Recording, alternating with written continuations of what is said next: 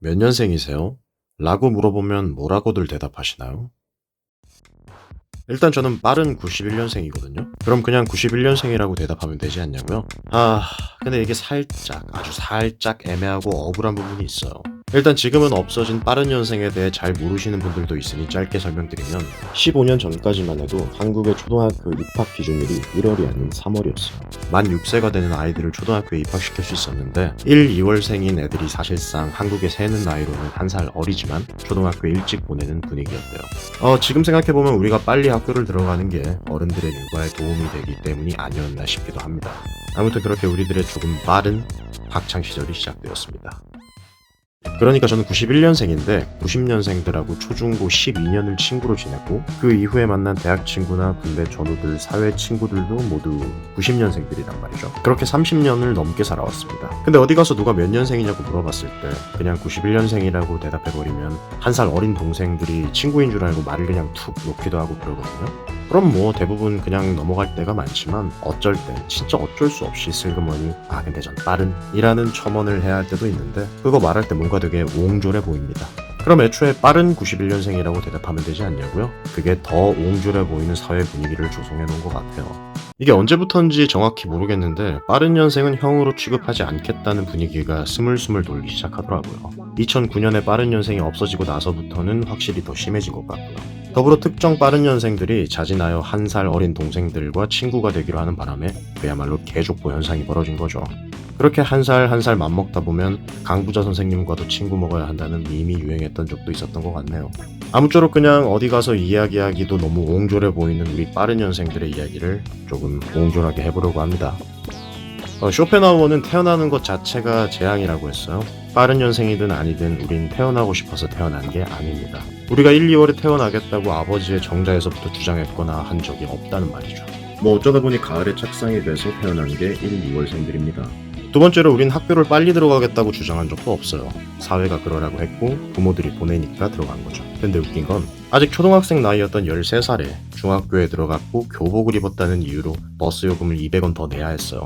그럼 중학생으로 살라는 거죠? 네, 알겠습니다. 그렇게 살라니 그렇게 살아야죠. 근데 고등학교를 졸업했을 때는요, 여전히 미성년자였습니다. 친구들이 갓 성인이 되었다고 신나게 술 마시고 놀 때 거기에 절대 낄 수가 없었죠. 그럼 그 나머지 1년 동안은 청소년 버스 요금을 내고 다녔냐고요?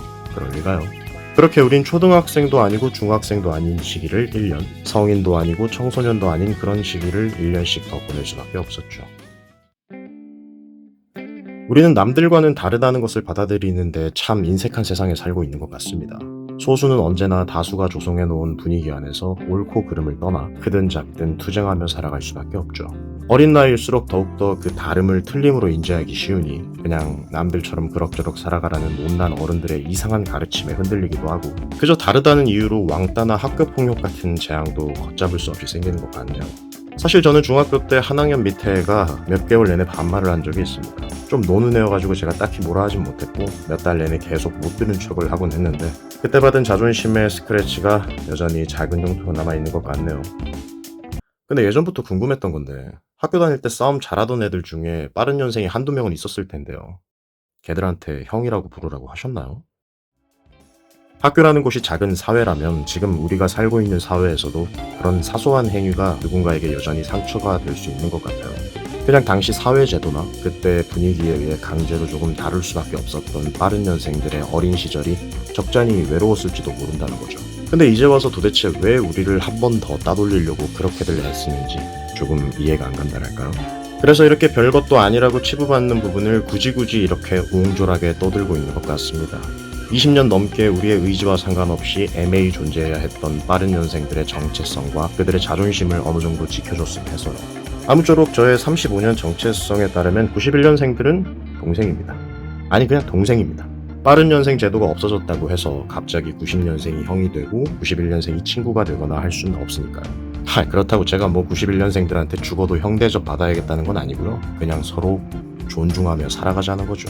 여전히 이 개족보 현상을 빌어 이제 와서 갑자기 한 살이라도 더 우월해져 보자고 덤비는 치기 어린 동생들이 있지만요. 그런 동생들에게 더욱 신중히 존칭을 써가며 이 개족보 현상을 막아보기 위해 고군분투하기도 합니다. 이해해야죠. 제가 형이니까요. 조금 억울한 대접을 받으며 살아왔지만 그 억울함이 대물림 되지 않도록 하는 게 더 나은 우리네 삶을 만들기 위한 우리의 최소한의 노력이기도 하고요. 아 근데 뭐 빠른 년생들 지들 유리할 때는 한 살 낮추고 또 불리할 때는 한 살 올리고 그러는 거 개꿀 아니냐고요? 아니 그건 좀 좋긴 합니다.